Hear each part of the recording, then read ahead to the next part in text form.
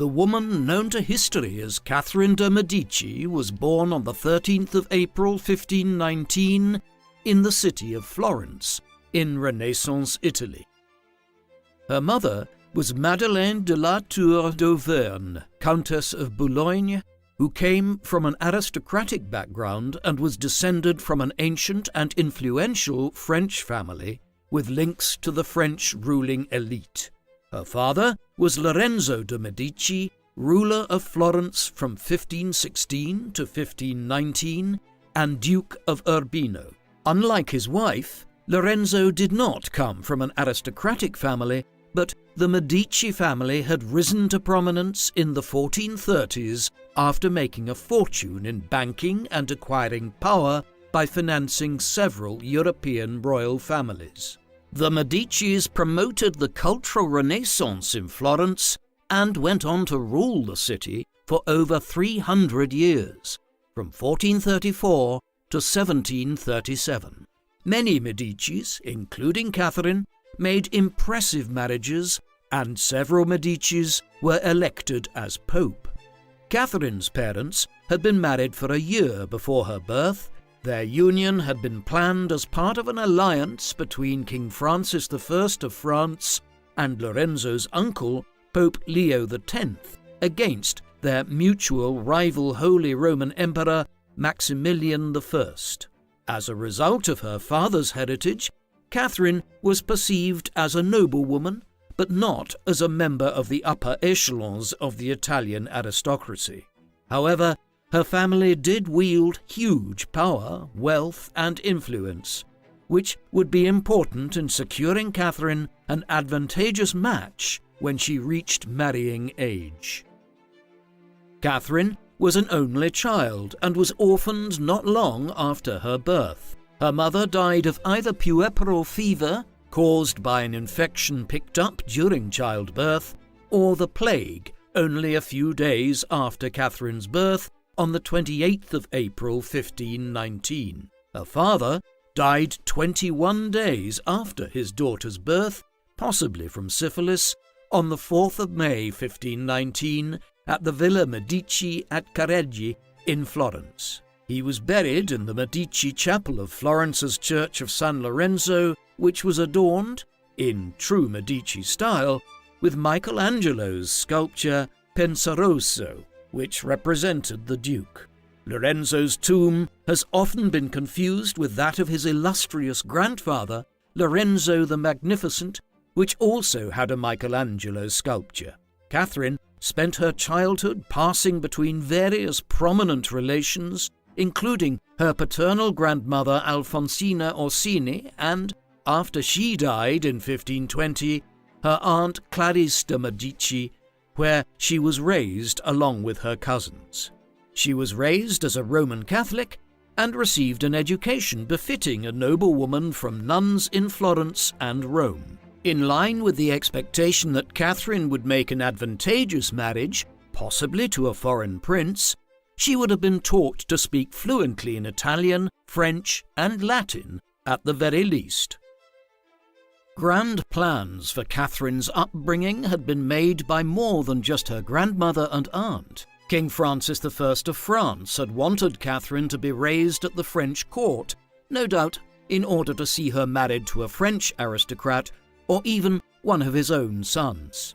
But Pope Leo X blocked this scheme as he planned to have her marry Ippolito de' Medici, Lord of Florence. Pope Leo made Catherine Duchess of Urbino in line with this plan, but then annexed most of the Duchy of Urbino in the name of the Papal States, reducing her status. After the death of Pope Leo X in 1521, Medici power in the Vatican was interrupted until Cardinal Giulio de' Medici was elected as Pope Clement VII in 1523. It was during this period, between the Medici popes, that Catherine's status as Duchess of Urbino became contentious. The title and lands of the Duke of Urbino were given to Francesca Maria I della Rovere by Pope Leo's successor, Adrian VI. The Florentine people continued to refer to Catherine as Duchessina, meaning the Little Duchess. referencing her claim to the Duchy of Urbino. During this time, Catherine stayed in the Palazzo Medici Riccardi, the first Medici palace, the occasional workplace of great artists like Donatello, Michelangelo and Botticelli, and the modern-day seat of local government in Florence. In 1527, the Medicis were overthrown in Florence by a faction which opposed Pope Clement's representative, Cardinal Silvio Passerini. Catherine was taken hostage and moved from convent to convent. Finally, she found consistency and peace at Santissima Annunziata delle Murate for 3 years, a period which she described as the happiest of her entire life. This momentary interlude in a life defined by political maneuverings must have seemed tranquil. However, the city of Florence was not permanently lost to the Medicis. With an eye on Europe-wide political events, and in order to gain support for the recapture of Florence, Pope Clement crowned the Holy Roman Emperor and King of Spain Charles V in an elaborate and sacred ceremony in the San Petronio Basilica in Bologna on the 24th of February 1530. The coronation aimed to heal the political and religious divides which had blown up when the mutinous Spanish, German and Italian troops of Charles V had sacked Rome in 1527. The alliance would also be used against the threat posed by the Ottoman Turks, who were seeking dominance in Eastern Europe and had reached Vienna, an important royal city in the Holy Roman Empire, in 1529. Charles V's military support in Florence was well rewarded, as Charles V was the last Holy Roman Emperor to be awarded the honour of being crowned by a pope. The retaking of Florence began in October 1529 and lasted until the city surrendered on the 12th of August 1530. During the siege, there were calls for Catherine's execution, and even for her naked exposure and use by the troops for sexual gratification. But this period of siege and her residence in Santissima Annunziata delle Murate ended for Catherine when Pope Clement called her to Rome in 1530 in order to find her a husband. While in Rome at the bequest of Pope Clement, Catherine had many suitors. The most illustrious of her suitors was King James V of Scotland, who sent the Duke of Albany to arrange the marriage on 2 separate occasions, once in April 1530 and again 7 months later in November. Although Catherine did not marry the eager Scottish king, their stories would later become entwined when Catherine helped to raise his daughter, Mary Queen of Scots. A second influential suitor was Henry, Duke of Orleans, second son of King Francis I of France and the future King Henry II. Henry belonged to the Valois dynasty, which had ruled France since the 14th century. By early 1533, Henry was openly courting her, and he was to be a fortuitous match for the wealthy but common-born Catherine. Catherine de' Medici and Henry, Duke of Orleans, were married at Église Saint-Ferréol-les-Augustins in Marseille on the 28th of October 1533, when Catherine was 14. The wedding was an extravagant affair with a grand display of gift-giving and festivities which went on late into the night. The couple and their distinguished guests celebrated with dancing and feasting, and Henry jousted, his favourite pastime, for his new wife's hand. After leaving the ball, the couple consummated their marriage apparently under the watch of King Francis I, who was determined to see the union properly joined. That morning, the couple were visited and blessed in their marital bed by Pope Clement. In the first year of marriage, Catherine saw little of her husband, who openly took mistresses. It was said that Henry was gloomy and introverted because he had spent 4 years as a captive in Spain during the formative years of his youth, but Catherine's intelligence, wit, and keenness to please made favourable impressions on the ladies of the French court. However, this favourable start to her life in France was quickly reversed. The death of her uncle, Pope Clement, on the 25th of September 1534 undermined Catherine's position and influence at court. The situation worsened when Pope Clement's successor, Alessandro Farnese, broke off the alliance with France and ceased to pay Catherine's large dowry. King Francis I apparently lamented Catherine's reversal of fortune and the marriage which had once seemed so fortunate by announcing, "The girl has come to me stark naked." As well as her tenuous position as a now dowry-less foreigner, Catherine was also under huge pressure to provide the Valois dynasty with the heir and spare which would ensure the dynasty's survival. The stakes were even higher in France, as under Salic law and ancient Frankish civil law code, only males could ascend the throne. Catherine greatly desired a son, a blessing which would cement her position in France, but in the first 10 years of their marriage, the couple had no children at all. The pressure to conceive built when Henry's older brother, the Dauphin of France, Francis, died of a fever in 1536. Rumours began to spread that either Catherine or the Holy Roman Emperor Charles V had poisoned the Dauphin. Catherine became the sole target of blame for the lack of a legitimate heir when Henry publicly acknowledged his affair with Philippa Ducie and the birth of his daughter Diane in 1537. It was at this time that divorce was discussed, and many clamoured for Catherine to be sent back to Italy.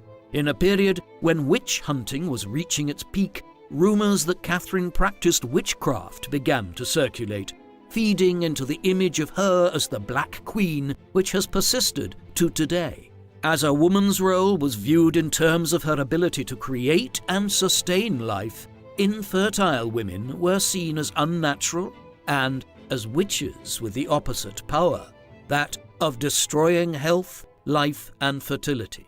Catherine's connection with the astrologer and seer Nostradamus, and even more suspicious Ruggieri brothers, who it was believed engaged in necromancy and the black arts, did little to help Catherine's reputation.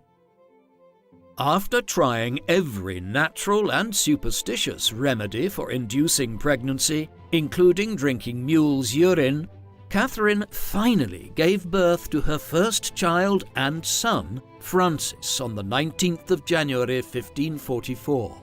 She went on to have a daughter, Elizabeth, on the 2nd of April 1545, and a further 8 children, 7 of whom survived infancy.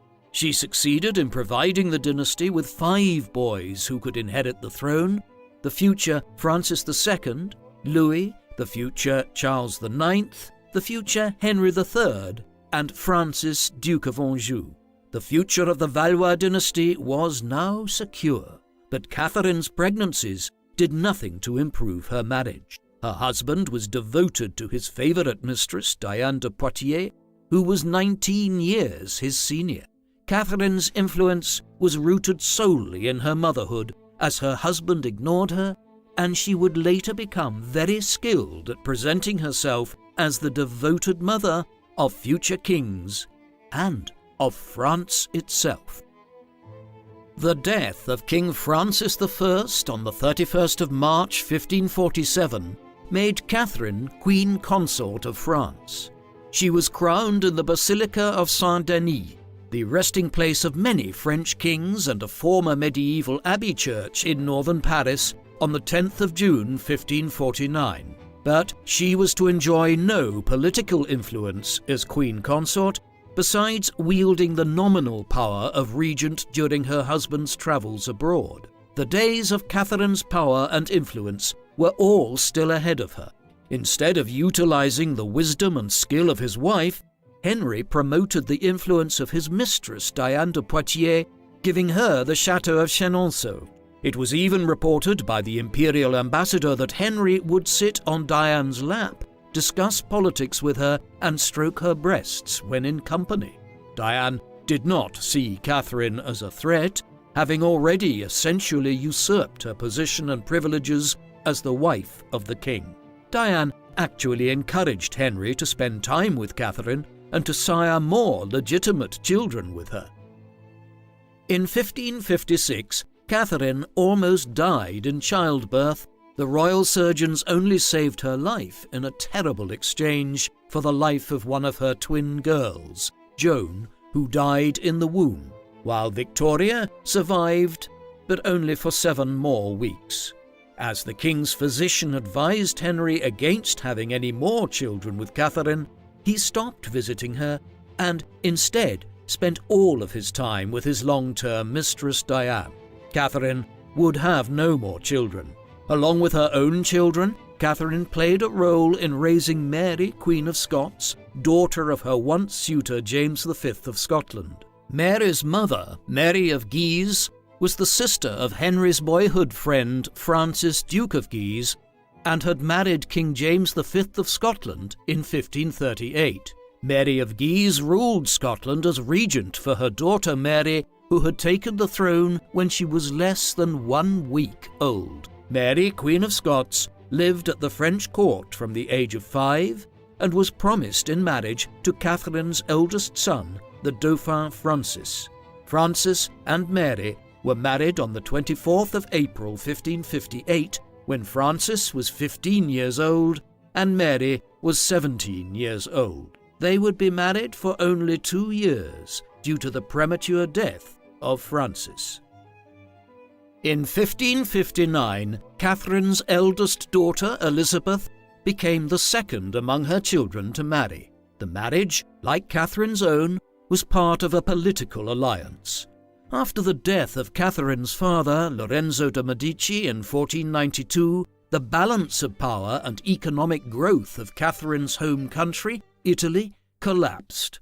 This combination of wealth and political instability drew in Italy's enemies, and for over 50 years, from 1494 to 1559, the Italian peninsula became a battleground between the French Valois dynasty, the Habsburgs, the Ottoman Turks, and the English.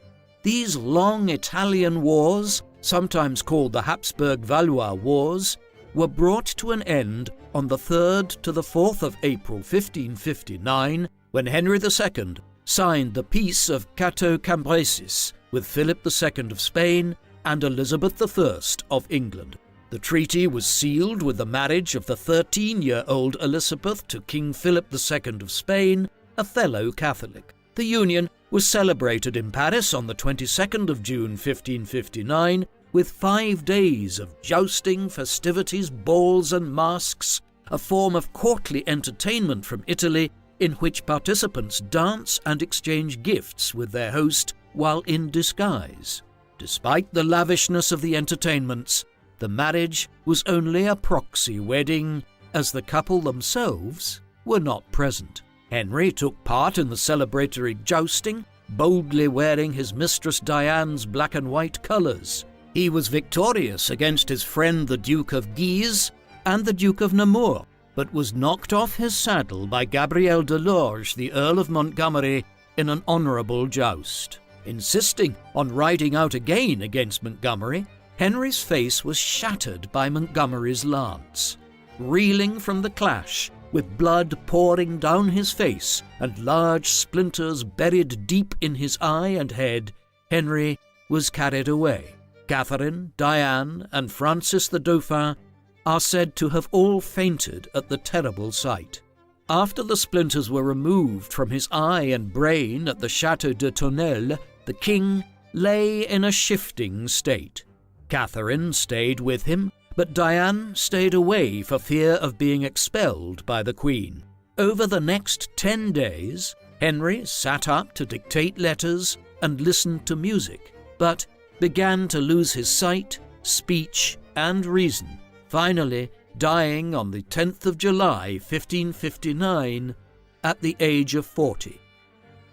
From this day, Catherine adopted the broken lance as her emblem, inscribed with the words Lacrimae hinc hinc dolor, meaning, "From this come my tears, my pain," and wore mourning black for the rest of her life in memory of her husband. Catherine recognized that image cultivation was an important part of successful kingship and worked to promote an image of herself as a faithful widow and devoted mother. In 1559, at 40 years old, Catherine took her first steps into the political spotlight after her husband's death. She insisted on being called Queen Mother rather than Dowager, which solidified the image of herself she wanted to project, that of a loving and devoted mother, and the title amplified her closeness to the next monarch, her son Francis. Francis II, Catherine's oldest son, became King of France at the age of 15. His coronation was held in Rheims on the 21st of September 1559. It was said that the crown was so heavy that Francis couldn't hold it up alone and required trusted nobles to help hold it in place on his head. It was rumoured that Francis was frail and of ill health. He had married Mary, Queen of Scots, the year before, and, in what has been called a coup d'etat, Francis, the Duke of Guise, and his brother, Charles, Cardinal of Lorraine, seized power, moving themselves into the Louvre Palace with the young couple. The House of Guise were staunch supporters of the Roman Catholic cause, but after failing to aid the Catholics in Scotland, the old alliance between Catholic France and Scotland was dissolved, causing the Guises to focus their Catholic campaign on France. Out of necessity, Catherine worked with the Guises because she was not guaranteed a role in Francis's government, as he was deemed old enough to rule alone. In France, the royal age of majority was 14. Yet she was to wield greater power as the mother of the king than she had done as the wife of the king. King Francis II's official acts began with, "This being the good pleasure of the Queen, my lady mother, and I also approving of every opinion that she holdeth, am content and command that." Catherine exploited her newfound authority. She forced Diane de Poitiers to hand over the crown jewels and vacate the Château de Chenonceau before proceeding to undo all of Diane's building work there. All those at the court and in government who had been patronized by Diane were quickly replaced, including Jean Bertrand, Keeper of the Seals of France, who was succeeded by Chancellor François Olivier, who had been dismissed by Diane a few years previously.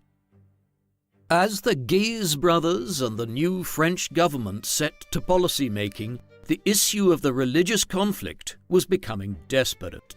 Religious divisions had grown across the whole of Europe as the Protestant Reformation, ignited by Martin Luther's criticism of the Roman Catholic Church, unleashed a complex political and religious storm which engulfed the whole of Europe and France in particular. The Valois royal family were Catholic, but France had a growing Protestant population, and its neighbours, including Great Britain, the Netherlands, Scandinavia, and parts of Germany, were turning to Protestantism. The Huguenots were a group of French Protestants who followed the Reformed or Calvinist Protestant faith.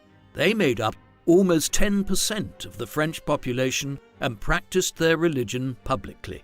The Huguenots were vocal in their criticism of the Catholic Church, denouncing the Pope as a tyrant holding false sway over God's creation. Religious violence was played out on the streets of France. Lynchings and murders had religious motivations.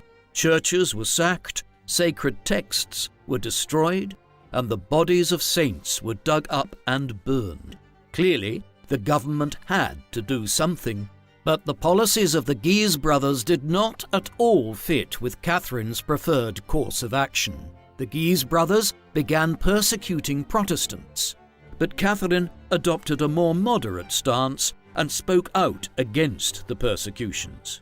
Although she had been raised as a Roman Catholic and had been related to several popes, the depth of her religious conviction was questioned as she prioritized peace over religious principles. Whether her conciliatory policy was rooted in her lack of religious conviction, her belief in freedom of worship, desire for peace at any cost, or, more likely, her political acumen, Catherine succeeded in crafting a place for herself in the political sphere in opposition to the Guises. The hardline stance taken up by the Guise brothers fueled the conflict. The Huguenots looked to Antoine de Bourbon, King of Navarre, and then to his brother Louis de Bourbon, Prince of Condé, for support to topple the Guises. With the rise of religious violence, the royal court was moved to the fortified Château of Amboise in the Loire Valley in central France. The Duke of Guise then launched a surprise attack on the Huguenots in the woods nearby and killed many, including the Huguenots' commander, La Renaudie. As Catherine and her court watched, many of the rebels were slain, drowned in the river, or were strung up around the battlements. Catherine found an ally for her strategies for defending the law in the face of the growing anarchy when Chancellor Michel de l'Hôpital was appointed in June 1560. Neither Catherine nor the new Chancellor agreed with the practice pursued by the Guise brothers of punishing Protestants who were peaceful and worshipped privately.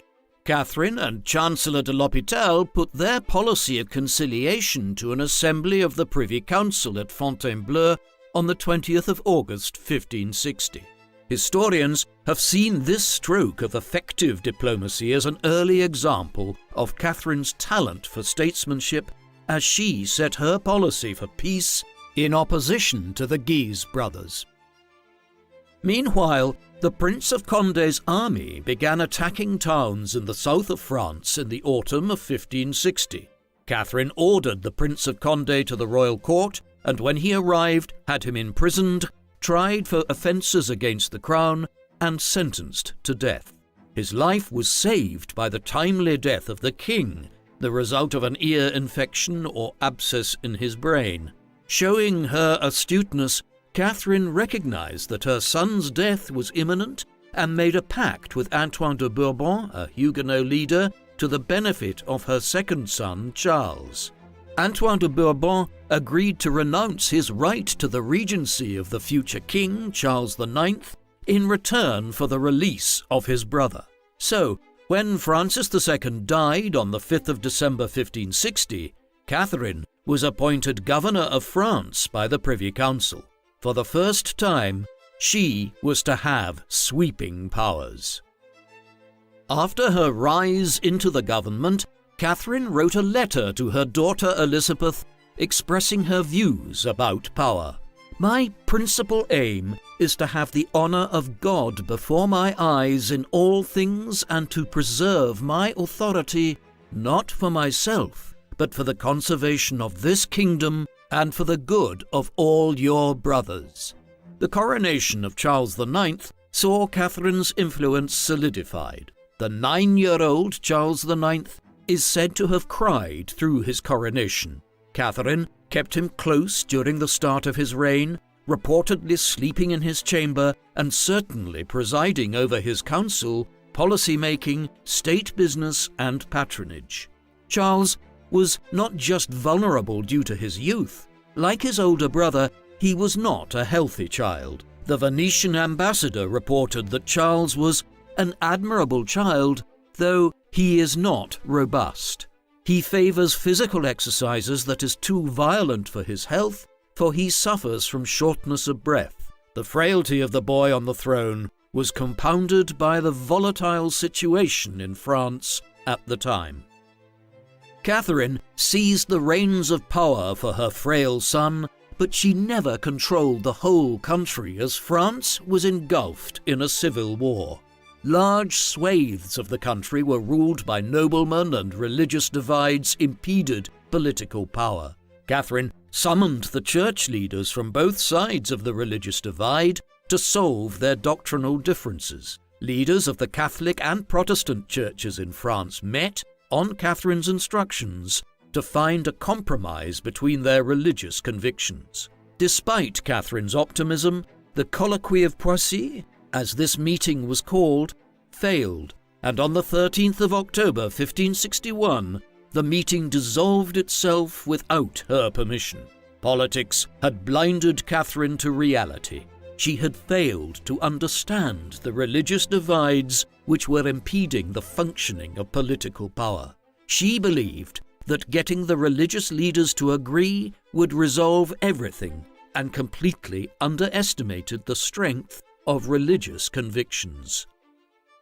In an attempt to make a success of her conciliation policy, Catherine issued the Edict of Saint-Germain in January 1562. The edict aimed to promote tolerance between the religious groups and pacify the Protestants. However, the massacre of Vassy on the 1st of March 1562 undid all her efforts. The Duke of Guise and his men attacked worshipping Huguenots in a barn at Vassy, killing 74 and wounding 104. Guise was treated as a hero by the Parisian population. The Huguenots called for revenge. For the next 30 years, France flitted between states of outright civil war and an uneasy truce. Within a month of the infamous massacre of Vassy, Huguenots Louis de Bourbon and Admiral Gaspard de Coligny had raised an army of 1,800 and formed a useful alliance with England. The Duke of Guise's hard-line policy towards the Huguenots fueled Huguenot victories, who began seizing town after town. Catherine met with Admiral Coligny to find a compromise, but the talks reached a stalemate, and Catherine resorted to meeting violence with violence. The royal army struck swiftly, laying siege to Huguenot-held Rouen. Catherine visited the field herself against the warnings of her advisors and attended the deathbed of Huguenot leader Antoine de Bourbon, King of Navarre, when he was fatally wounded. But the Catholic triumph was short-lived, as on the 18th of February 1563, a spy, Poltrot de Méré, killed the Duke of Guise with an arquebus, the first gun fired from the shoulder and resembling a rifle at the siege of Orléans, triggering a blood feud amongst the aristocratic families on either side of the religious divide. Catherine was delighted at Guise's death, as his hand was removed from her son's government. She reportedly told the Venetian ambassador that if Monsieur de Guise had perished sooner, peace would have been achieved more quickly. Finally, the war was brought to an end on the 19th of March 1563 with the signing of the Edict of Amboise, also known as the Edict of Pacification. But France's problems were not over, as the English retained a power base on the French coast, so Catherine rallied both Huguenot and Catholic forces to retake Le Havre from the English. These successes did not change the fundamental fact that Catherine's power was not her own. On the 17th of August 1563, it was declared at the Parliament of Rouen that Charles IX had now reached majority age and could rule alone. But Charles continued to show little interest in the technicalities of ruling, and Catherine continued to steer him. Intent on reviving loyalty to the crown after a tumultuous period, Catherine took a long tour of France with Charles from January 1564 to May 1565. She aimed to bolster the Edict of Amboise, the hard-won peace, and promote unity, and to this end she held talks with Jeanne d'Albret, the Protestant Queen Regent of Navarre, wife of the late Antoine de Bourbon, and mother of King Henry III of Navarre. But her attempts at unity were not received with praise from everyone. When visiting her daughter Elizabeth, her son-in-law, the devoutly Catholic Philip of Spain, refused to see her and instead sent the Duke of Alba to tell her to tackle heresy more brutally, advice which Catherine ignored.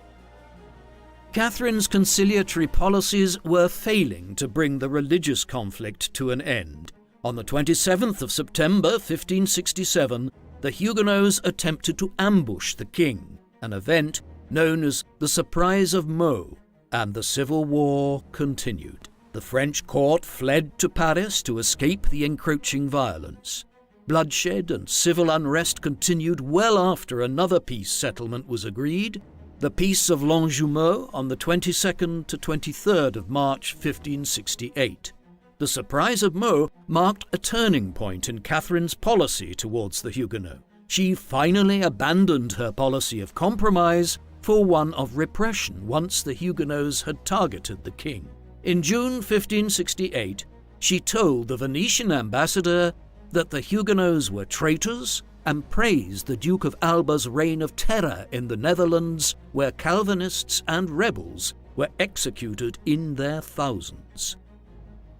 The Royalist army forced the Huguenots to retreat to the fortified stronghold of La Rochelle on the west coast, where Jeanne d'Albret and her 15-year-old son Henry of Navarre joined them. Around this time, Jeanne wrote to Catherine expressing her desire to die rather than abandon her God and religion. Catherine, who had always underestimated the religious conviction of the Huguenots, decried Jeanne as the most shameless woman in the world. Catherine saw Jeanne's decision to rebel as a deliberate dynastic threat rather than a move fueled by religious conviction. But, despite Catherine's anger, fighting on was no longer an option. On the 8th of August 1570, the Peace of Saint-Germain-en-Laye was signed because the royal army had run out of money. Despite Catherine's decision to pursue a more hard-line policy, this latest peace actually conceded wider toleration to the Huguenots than ever before. Whether this was the result of the throne's weak negotiating position or part of Catherine's old and preferred conciliatory policy is unclear. With a temporary peace in place, Catherine sought to bolster Valois interests and power by setting up several grand dynastic marriages. In 1570, King Charles IX married Elizabeth of Austria, daughter of Maximilian II, Holy Roman Emperor, in a proxy wedding in Speyer in modern-day Germany. Catherine also sought a match between one of her sons and England's Elizabeth I, but this idea never took off. She worked to replenish the family's connection with Philip II of Spain after his wife and her oldest daughter, Elizabeth, died in childbirth in 1568. She planned to marry her youngest daughter, Margaret, to Philip, and also sought a union between Margaret and Henry of Navarre, the son of Jeanne d'Albret, to combine Valois and Bourbon interests. However, Margaret was secretly involved with Henry of Guise, son of the late Duke of Guise, which resulted in a beating from her mother, Catherine, and her brother, the king, when they found out. Catherine succeeded in luring Jeanne to court and convinced her to agree to a marriage between Margaret and Jeanne's son, Henry, with the caveat that Henry be permitted to remain a Huguenot. The wedding that took place on the 18th of August 1572 at Notre Dame, Paris, was overshadowed somewhat by the recent death of Jeanne, who was taken ill upon her arrival in Paris. It was said that Catherine had murdered her with poisoned gloves. The rumour that Catherine had killed Jeanne d'Albret was not the most damaging rumour about her circulating that summer in 1572. Catherine's reputation was to be stained by the events of the St. Bartholomew's Day massacre, which began only days after her daughter Margaret's wedding. On the 21st of August 1572, 3 days after the royal wedding which had brought influential Huguenots to Paris, Admiral Coligny, the Huguenot leader, was shot while walking home from the Louvre. A smoking arquebus was discovered in a window, but the culprit escaped. Coligny was treated by surgeon Ambroise Paré, who removed the bullet from his elbow and amputated a damaged finger with a pair of scissors. Catherine made a tearful visit to Coligny, despite apparently receiving the news of this attack without any display of emotion, and promised revenge on his attacker. Several historians have blamed Catherine for the attack on Coligny. Others have pointed to the Guise family or to a Spanish papal plot to end Coligny's influence on the king. Whatever the truth, the bloodbath that followed grew quickly out of control. 2 days later, on the 23rd of August 1572, the St. Bartholomew's Day massacre broke out. Roman Catholic mobs murdered Protestant Huguenots en masse. Innocents were targeted, including children, the elderly, and pregnant women. Bodies were thrown into the River Seine, and corpses were hung in the streets. Paintings of the carnage on the streets of Paris show unimaginable horrors, and often, such as the painting by Protestant painter François Dubois, the black-clad figure of Catherine looking coldly upon the violence. It was said that Catherine was party to Charles IX's decision to kill them all, as he aimed to strike first against an expected Huguenot revenge attack for the shooting of Coligny.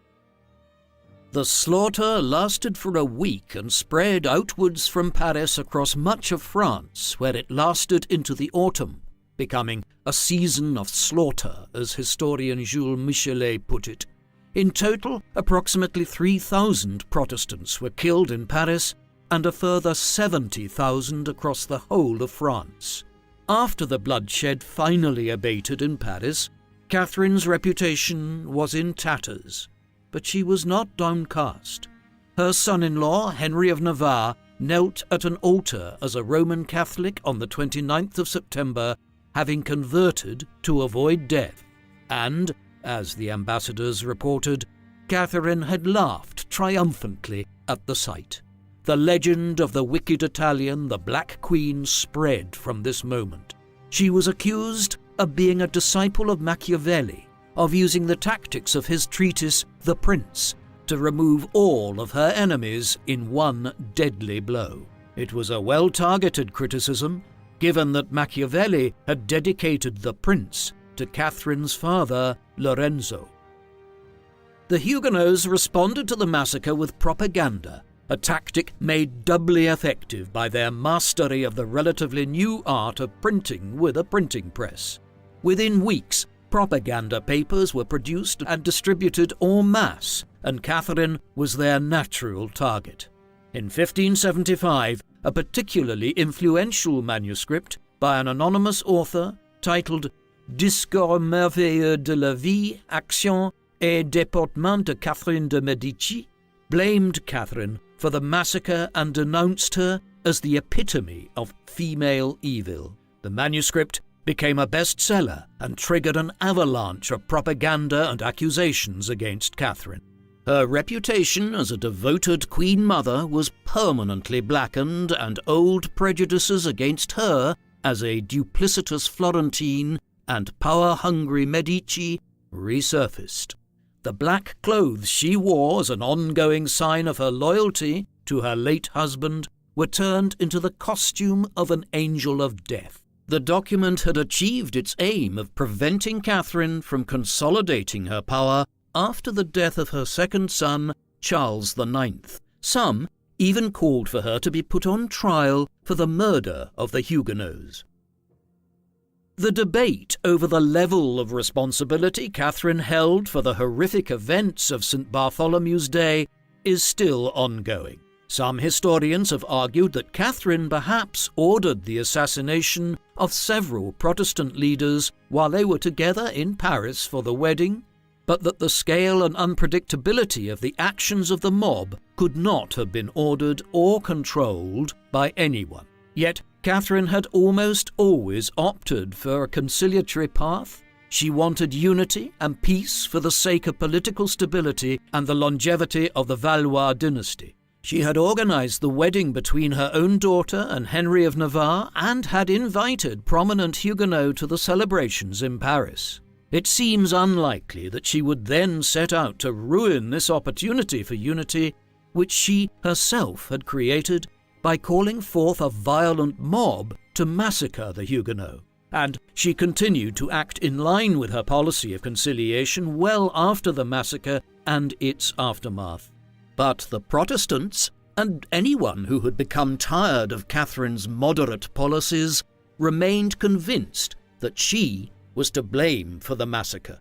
As with the painting by Protestant painter François Dubois and the Discours merveilleux manuscript, the criticism of Catherine would play out loudly on the public stage and in the realm of the arts, and Catherine would not take it lying down. Catherine believed, as many Renaissance princes and scholars did, that power depended as much on cultural display as on force.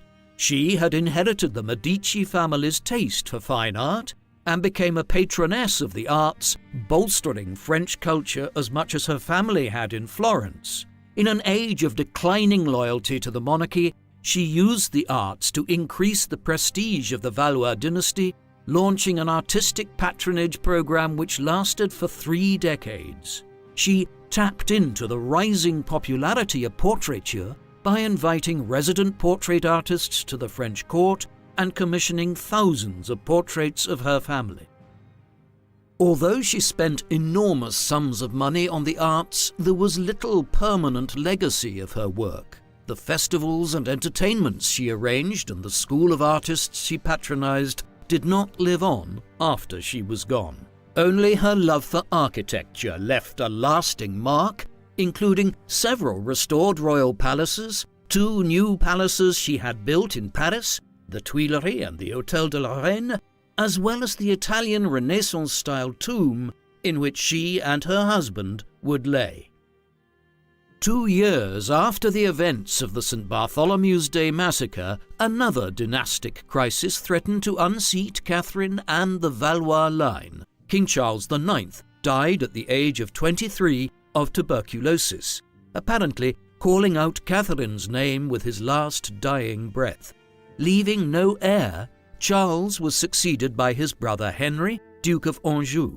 Henry was recalled from the Polish-Lithuanian Commonwealth, where he had been elected king the year before. Abandoning this throne for the crown of France, Henry came to the throne as an experienced and grown man, unlike his 2 older brothers, although Catherine was grieved by Charles's death, writing to Henry that she was grief-stricken to have witnessed such a scene and the love which he showed me at the end.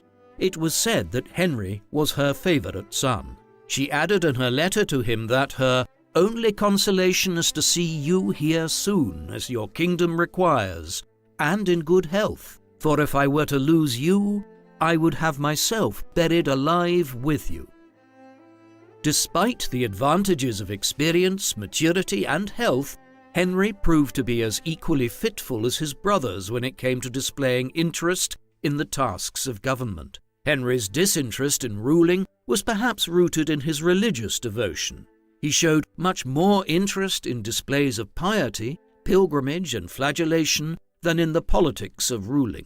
Just as Francis and Charles had, Henry relied heavily on Catherine when it came to the practicalities of ruling. So, even though Catherine did not have the formal powers of a regent, as she had when Charles had ruled as a minor, she continued to hold huge power and influence over the government. Henry's coronation was held at Rheims Cathedral on the 13th of February 1575, and 2 days later he married Louise de Lorraine-Vaudemont, his choice thwarting Catherine's plans for a political marriage to a foreign princess.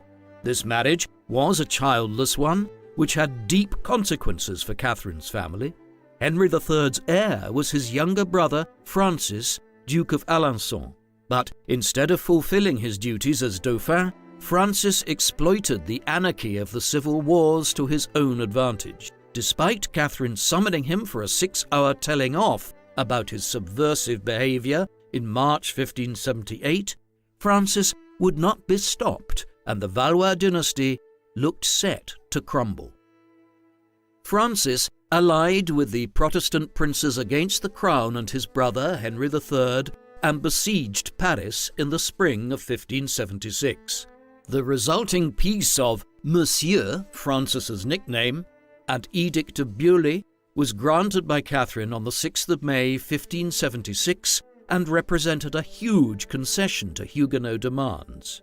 Protestants were now permitted to worship in public, build their own churches, and were guaranteed representation in the strongly Catholic Parliament, a guarantee which would later be rescinded by the States General of Blois and cause the return of Henry of Navarre to his Calvinist religion and to leading armed rebellion. There was also to be compensation for the families of the victims of the St. Bartholomew's Day massacre. It was said that Francis forced Catherine and Henry to pass the act. Many Catholics were extremely opposed to these concessions, and particularly to the recognition given to Protestant political organizations, and formed their own political organization called the Catholic League in protest.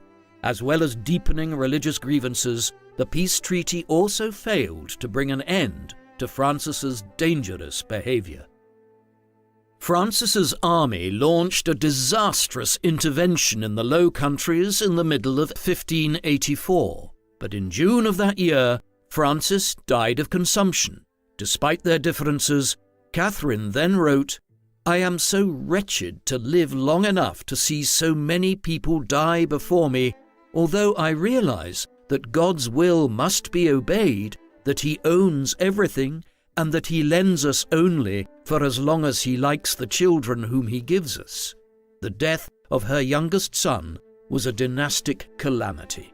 She had no more living sons to inherit the throne, and any surviving daughters were not eligible to rule due to their gender. The Huguenot King Henry III of Navarre now became heir presumptive to the French crown. Although Catherine had wisely married her youngest daughter Margaret to Henry of Navarre, she could rely on her daughter Margaret little more than she could rely on her troublesome son Francis, Duke of Alençon. Margaret had returned to the French court without her husband in 1582, and Catherine was overheard berating her daughter for taking lovers. After being sent back to her husband, Margaret fled again in 1585, retreated to her property at Agen, and begged her mother for money. Catherine sent only enough money for food in an attempt to force Margaret to return home. But Margaret moved on to the fortress of Calas and took another lover, a nobleman called d'Aubiac. Catherine demanded that Henry of Navarre act to resolve his marital difficulties before shame was brought upon them all, and in October 1586 he locked Margaret up in the Château d'Usseau. D'Aubiac was executed, though not, as Catherine had wished, in front of Margaret. Catherine cut Margaret out of her will and never saw her again. Catherine's control over the crown had reduced since the reign of her elder two sons, but she still functioned as Henry's chief executive of government and as a travelling diplomat. She travelled widely across the kingdom, enforcing his authority and trying to head off war. In 1578, at the age of 59, she embarked on an 18-month journey around the south of France to meet Huguenot leaders. Her efforts won Catherine new respect from the French people, and on her return to Paris in 1579, she was greeted outside the city by the Parliament and large crowds. The Venetian ambassador, Girolamo Lippomano, wrote of Catherine, "She is an indefatigable princess, born to tame and govern a people as unruly as the French.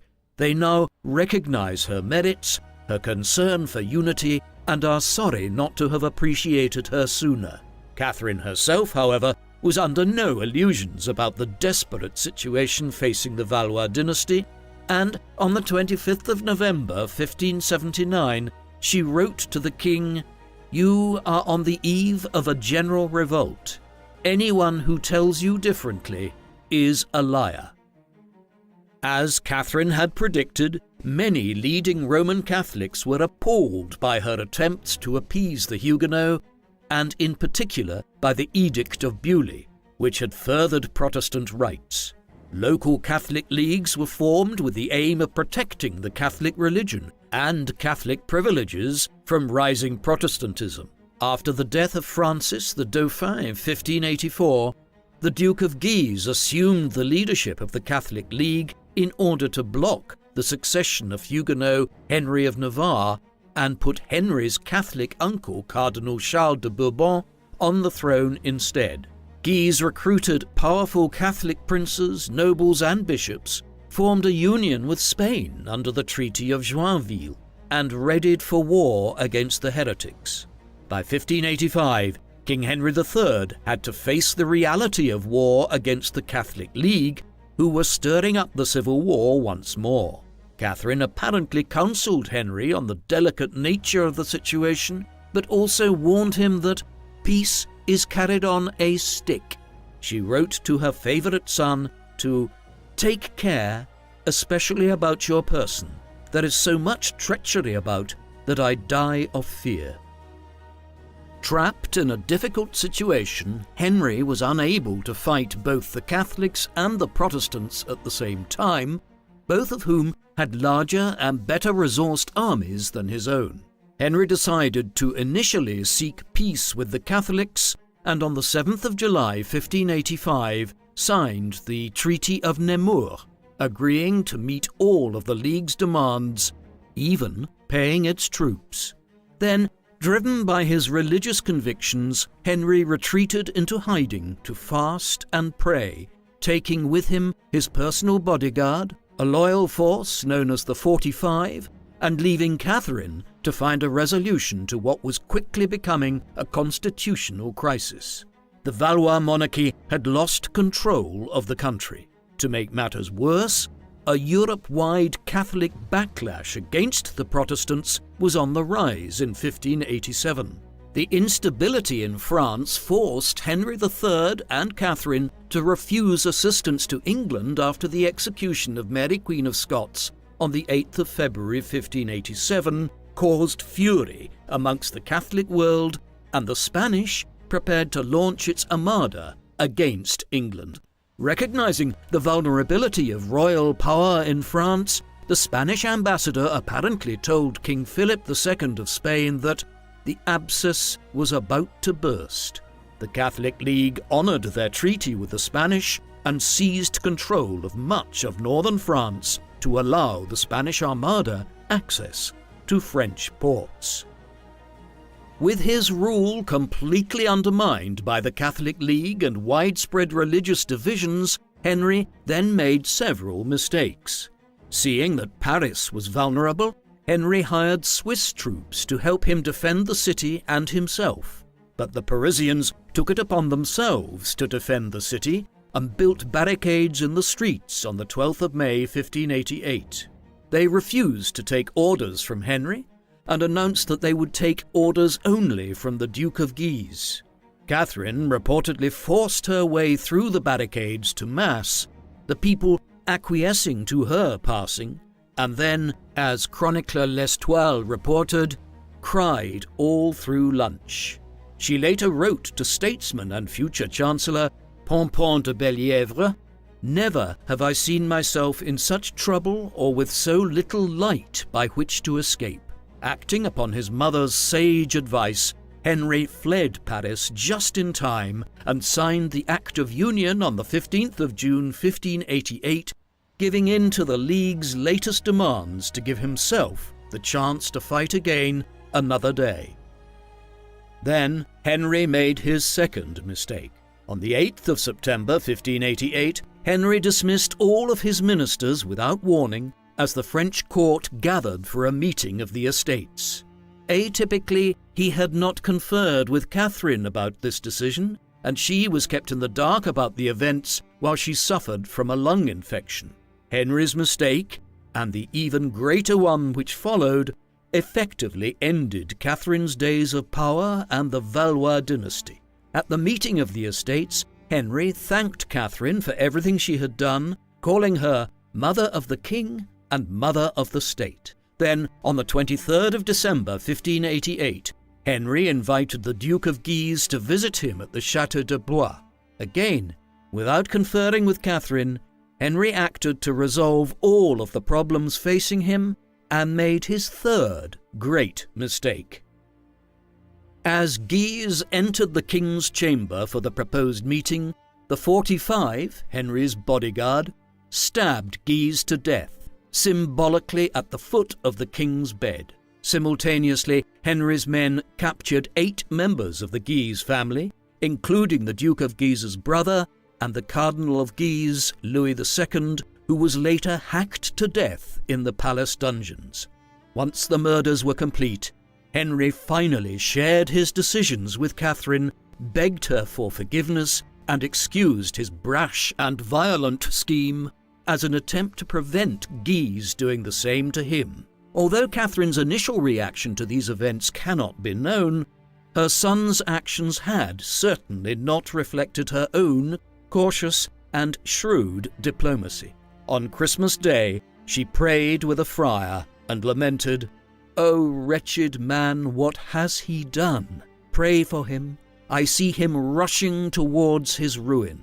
When she visited her old friend Cardinal de Bourbon on the 1st of January 1589, her promise that he would be freed soon was met with the cardinal's derision as he responded, "Your words, madame, have led us all to this butchery." Catherine died only a few days later on the 5th of January 1589 at the age of 69.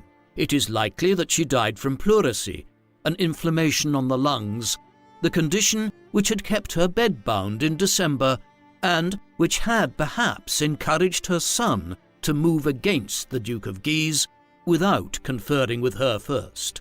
It was generally believed that Catherine's life had been shortened by the stress and by her anger at her son's rash actions. As Paris was still held by enemies of the crown, Catherine could not be buried there with her husband. Instead, she was initially buried at the Saint-Sauveur de Blois church in Blois, near the Château Royal de Blois, where she had died. Her body was later moved to the Basilica Cathedral of Saint-Denis in northern Paris, the traditional resting place for French monarchs of the period, and placed next to her husband, Henry II. This reinterment was arranged by Henry II's illegitimate daughter with Philippa Ducci, Diane de France, Duchess of Angoulême. The tomb of Henry and Catherine, an elaborate temple-like structure with 4 statues representing the cardinal virtues of prudence, justice, fortitude and temperance, was desecrated during the French Revolution in October 1793, like those of many other kings and queens of France. However, the tomb was saved by archaeologist Alexandre Lenoir and preserved at the Museum of French Monuments. During the Second Bourbon Restoration between 1815 and 1830, the tomb was returned to the Basilica of Saint-Denis. Catherine was not outlived by her son for very long, as Henry III was stabbed to death by Jacques Clément 8 months after Catherine's initial burial. When he was killed, Henry had been besieging Paris with Henry of Navarre, who went on to succeed him as King Henry IV of France. The death of Catherine's last son represented the end of almost 3 centuries of Valois rule and brought the House of Bourbon to power. Catherine had outlived all of her children except Henry, who died only months later, and Margaret, who she had disowned. King Henry IV later said of Catherine, his mother-in-law and enemy, "What could a woman do left by the death of her husband with 5 little children on her arms and 2 families of France who were thinking of grasping the crown, our own and the Guises? Was she not compelled to play strange parts to deceive first one and then the other, in order to guard, as she did, her sons, who successively reigned through the wise conduct of that shrewd woman? I am surprised that she never did worse." Catherine had risen to become the most powerful woman in 16th century Europe. Born into the prominent Medici family, then the rulers of Florence and famous patrons of the arts, she rose to become the Queen of France by marriage to King Henry II and wielded immense power as the Queen Mother of 3 French kings, Francis II, Charles IX, and Henry III, the last French king of the Valois dynasty. But her legacy has been mired by attitudes towards powerful women and foreigners, and by the controversies which coincided with her time as the power behind the French crown. The complexity of the civil and religious wars which her 3 sons ruled through make assessing her difficult. Catherine's influence over her sons, their governments, and their policy-making made her an easy target for blame.